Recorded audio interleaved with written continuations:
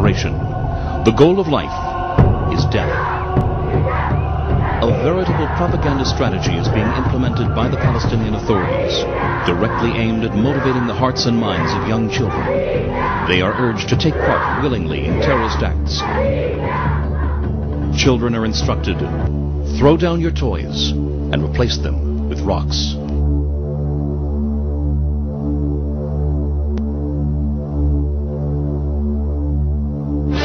مش رح تسلم يا صهيوني من بركان أحجار بلادي مش رح تسلم يا صهيوني من بركان أحجار بلادي انت الهدف قبال عيوني وأهلا ومرحب باستشهادي. The goal of this training is to program the children to be ready and willing to murder and kill of their own free will, even if it means that they themselves will die. The Palestinian Authority-administered educational system gives Palestinian children formal classes on the best ways to kill Israelis. The deliberate incitement of the children has gradually lost all restraints. The incitement reaches each household through television and radio spots. It permeates the schools, and the textbooks are riddled with teachings of hate. Teaching children to hate inundates them from all directions. Cartoons and caricatures in children's magazines and newspapers remind them to throw stones. Photographs of child shahidim or martyrs adorn every wall.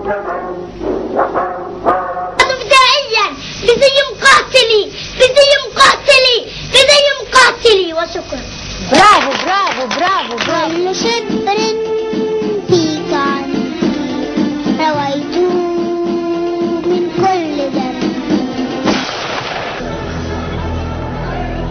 Every Palestinian has been exposed to inhumane propaganda over the past few years, with the primary message being, kill Jews wherever you can. This message is not limited to the realm of the extremists, but rather is open policy. This is a gradual poisoning of the minds of the public, drop by dangerous drop. But worst of all is the manipulation of the children, from toddlers to university students. يا جماهيرنا الفلسطينية في كل مكان، يا جماهيرنا الفلسطينية في كل أرجاء الوطن، فاليهود هم اليهود قاتلوهم أينما كنتم، حيثما ثقفتموهم فاقتلوهم، أينما تكونون فاقتلوا أولئك اليهود، ومن لف لفهم من الأمريكان من وضع حزاما ناسفا على نفسه أو على أبنائه ودخل في أعماق اليهود. استمرارية مسيرة الشهادة وانتفاضة الأقصى. صنعوا قنابل المولوتوف، خزنوا قنابل المولوتوف كما تخزنوا طعامكم وشرابكم.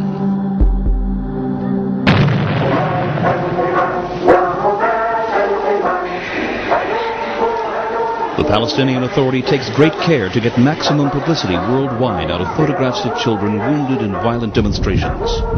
But when we begin to ask why children were present at such demonstrations, a terrifying picture emerges. Children facing off with soldiers serves the ends of Palestinian propaganda. It always makes a good picture, especially when children are hurt or killed. Children are taught not to fear death, but to welcome it. Hard to believe, but such encouragement comes from parents as well. In order to encourage the children to commit suicide attack missions, an entire cult has emerged around each shaheed who died in the act of a terror attack.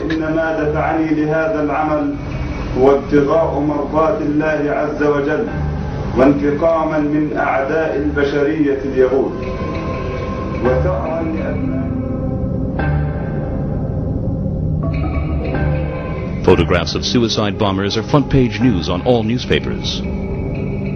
The funeral processions become glorious nationalistic spectacles. Thus, the figure of the suicide bomber is being restructured as a national saint, and children are called upon to follow the example.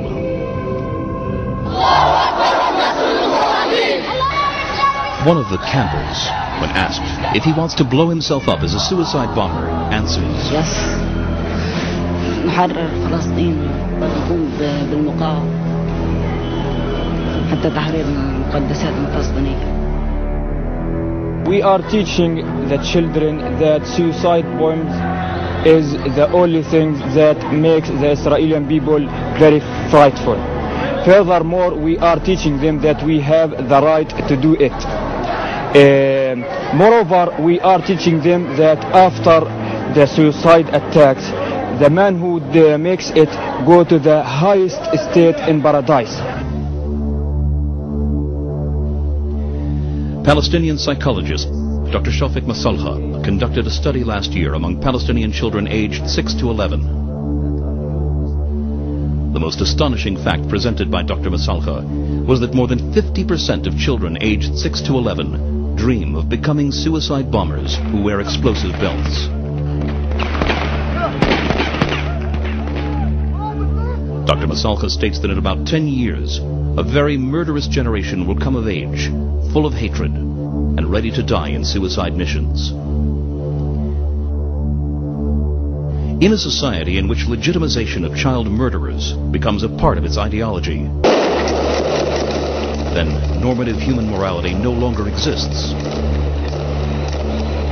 Which moral rules shall these children pass on to their children when they in turn become parents?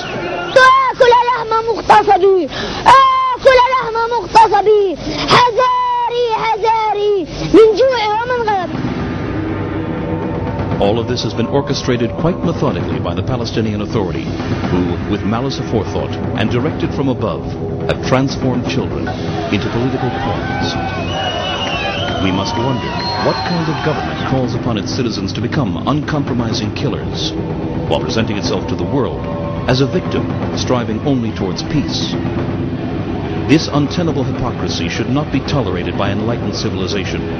Yet, this is the reality happening here and now, right under the noses and cameras of the international media, who are trying so valiantly to avoid facing the undeniable and disturbing fact. Irrevocable seeds of hatred have been planted into an entire generation.